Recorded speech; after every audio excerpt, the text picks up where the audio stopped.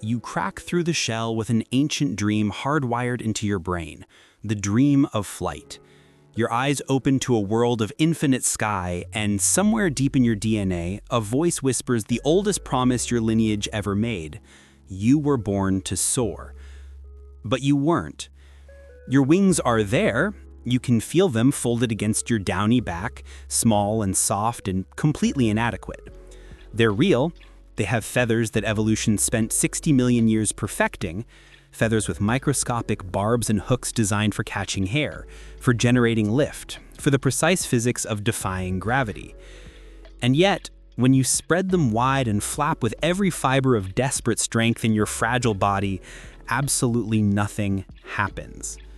Your feet remain planted on the ground, the sky stays impossibly, mockingly far away. You were born with wings you cannot use, equipment for a miracle you will never perform, tools for an escape that doesn't exist.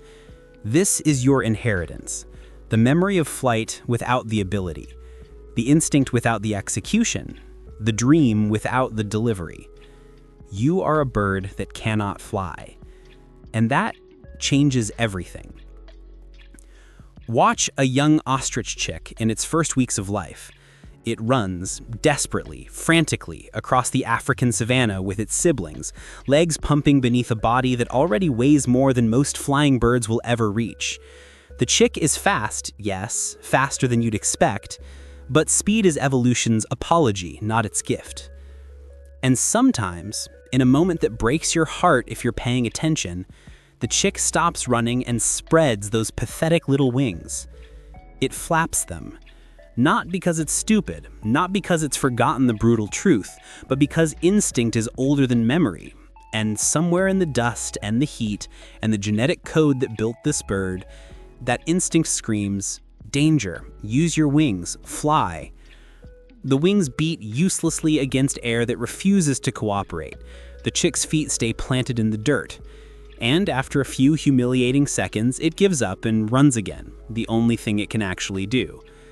Above, a secretary bird, a distant cousin who kept the gift, spreads 6-foot wings and rises effortlessly into the air. It catches a thermal and spirals upward without a single wing beat, riding invisible columns of warm air like a surfer riding waves. In 30 seconds, it's 200 feet up, seeing the world from a perspective the ostrich kick will never ever know. Same body plan, same feathers, same wings, technically. Completely different worlds.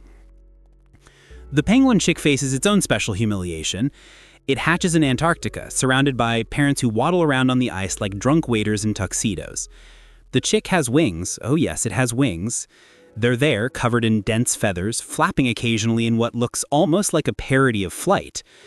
But those wings will never know air. They'll know water instead. Icy, crushing water where the chick will learn to fly through a completely different medium, chasing fish in three-dimensional darkness. It's not the same. It will never be the same as sky. The chick doesn't know this yet, but it will learn. They all learn. Imagine being chased by something that wants to kill you and having wings on your back the entire time. Most birds solve this problem in 3 seconds. They spread their wings, beat them twice, and they're airborne. Gravity becomes their fortress. The predator below can snarl and leap and rage all at once. The sky is unreachable, and the bird is already gone. But you run. A cassowary crashes through the Australian rainforest like a dinosaur that refused to go extinct, because it essentially is. When a pack of dingoes picks up its scent, the cassowary doesn't fly to safety. It can't. Those wings on its back might as well be painted on. Instead, it runs at 30 miles per hour through dense jungle, leaping over logs, smashing through undergrowth, its useless wings flapping at its sides like broken umbrellas in a hurricane. The cassowary is fast, yes. It's dangerous, yes. Those talons can disembowel a human with one kick. But it's running in the same dimension as its predators, on the ground, where teeth and claws work, where one mistake, one twisted ankle, one moment of hesitation means death. The cassowary has wings. It has feathers.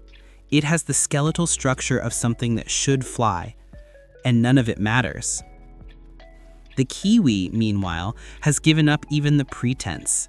This small, fuzzy, almost mammal-like creature spends its nights probing the New Zealand forest floor with a long beak, searching for earthworms like some kind of confused anteater with feathers. Its wings are so reduced they're nearly invisible, 2-inch stubs hidden beneath hair-like plumage, vestigial to the point of comedy. But here's the tragedy. The kiwi still has the reflexes. When danger approaches, a stoat, a cat, anything with teeth, the kiwi's brain makes the same calculation its flying ancestors made for millions of years. The neural impulse fires. The message goes to muscles that can't respond, wings that don't exist try to beat. And the kiwi waddles frantically into the bushes instead, hoping camouflage will save it, because wings certainly won't. Every flightless bird carries this burden, equipment for an escape route that evolution deleted, a solution that doesn't solve anything anymore. By the time you reach adulthood, you understand the full scope of the betrayal. Your wings didn't fail you. Evolution failed your wings. The ostrich didn't lose flight because it was weak. It lost flight because it became something else, something faster on the ground than it ever was in the air. On the open African plains, running worked better than flying. Evolution did the math and made the trade. The penguin's ancestors didn't abandon the sky out of laziness. They found something better, or at least more profitable. The Southern Ocean was rich with fish, and the deeper they dove, the more they caught. Generation by generation, wings that generated lift became wings that generated thrust. Flying through air became flying through water. Evolution made these trades, and by pure survival metrics, they worked. Flightless birds thrived. They carved out niches. They succeeded. But success doesn't erase memory. An adult emperor penguin stands on Antarctic ice, 3 feet tall, weighing 80 pounds, far too heavy for air. Its wings are flippers now, stiff and paddle-like, capable of propelling it through water at 12 miles per hour. Those wings can push the penguin 6 feet vertically out of the ocean onto ice shelves. They've been completely repurposed, re-engineered, reimagined. And yet, the penguin still has hollow bones, the hallmark of flying birds, still present despite being adapted for diving. It still has feathers with the microscopic structure designed for air, even though they're now waterproofed and densely packed. The penguin's skeleton still shows architecture of flight, the keeled sternum, the wing bones that correspond to fingers, the entire blueprint of something meant to soar. An adult ostrich can kill a lion with its legs. It can run 45 miles per hour, faster than a racehorse. It survives in one of Earth's harshest environments and dominates its ecosystem. But watch an ostrich during courtship, when the male spreads those magnificent black and white wings in a display, feathers rippling like they're catching wind that could lift him, moving in waves like they remember something. And tell me there isn't something heartbreaking about it. Those wings will never lift anything. They'll never catch anything except air they can't use. They're a monument to what was lost. Being grounded makes you vulnerable in ways flying birds will never comprehend. When humans arrived in New Zealand 800 years ago, they encountered the moa, flightless birds that stood 12 feet tall and weighed up to 500 pounds. The moa had evolved for millions of years on islands with no mammalian predators. They had no fear. They had no escape strategy beyond walking away slowly. They were extinct within a century, hunted to obliteration. Every single species, gone. The great auk, the so-called penguin of the north, met the same fate. Flightless, awkward on land, easy to catch, and filled with fat that humans wanted for lamp oil. Sailors would simply walk up to breeding colonies and club hundreds to death.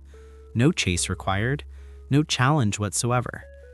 The last great auk was killed in Iceland in 1844. 2 men strangled it while it tried to waddle away. Flightless birds can't escape hunters. They can't escape habitat destruction by migrating to new territories. When hurricanes strike, they can't rise above the storm. They must endure on the ground, where flooding happens, where debris becomes shrapnel, where the full violence of weather is inescapable. The kakapo, a flightless, nocturnal parrot from New Zealand, developed a survival strategy that worked perfectly for millennia. When threatened, freeze, become invisible through stillness. This worked against the birds and reptiles that hunted by sight. Then humans introduced rats, cats, stoats, predators that hunt by smell. A frozen flightless bird is just easy food. Today, fewer than 250 kakapos exist. Every single one is monitored, named, tracked with radio transmitters, and protected on predator-free islands. They survived millions of years with wings that don't work. They may not survive one more century with humans who do. There's a reason humans have dreamed of flight since we first looked up and saw birds riding thermals into clouds. Flight represents freedom in its purest form, escape, transcendence, the ability to leave the earth and its problems behind, even if just for a moment. Now imagine having the equipment for that dream physically attached to your body and having it not work. Imagine spending your entire life looking at the sky while walking on the ground. Imagine having wings you can feel, can spread, can move through their full range of motion, and having them lift nothing. Not ever. Not once. Imagine watching birds half your size disappear into the clouds while you remain below. Forever below. That is the existence of every flightless bird on Earth. They carry the blueprints of flight in their hollow bones. They carry the architecture of escape in their aerodynamic feathers. They carry the instinct for sky in their ancient reptilian brains. But they will never fly.